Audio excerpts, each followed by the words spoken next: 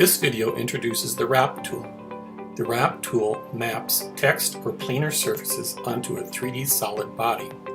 The results of the wrap can be imprinted, embossed, or engraved.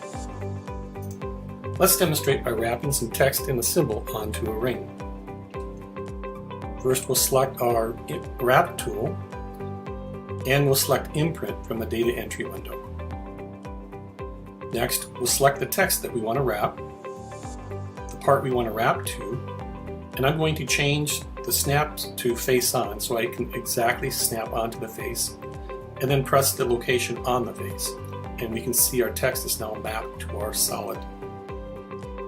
Now let's go ahead and change our imprint to an engraving. We'll set engrave and the offset and hit apply. And now you'll see the text is now engraved inside the solid part. Next, let's go back to the inspector, and this time we'll set emboss and again hit apply. In the case of the emboss, the text is raised above the surface.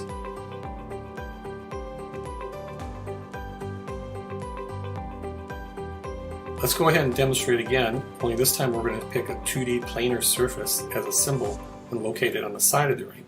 We'll select the symbol, locate it on the side of the ring, and note this time the symbol is not oriented correctly, and so we'll select the axis that's displayed along with it and we'll rotate it into the proper orientation.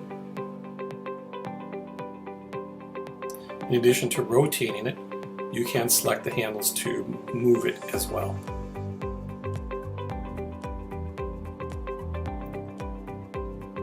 As we did before, let's go to the imprint and change that to an emboss operation. Hit apply, and this time you'll see our horse symbol is raised offset above the ring.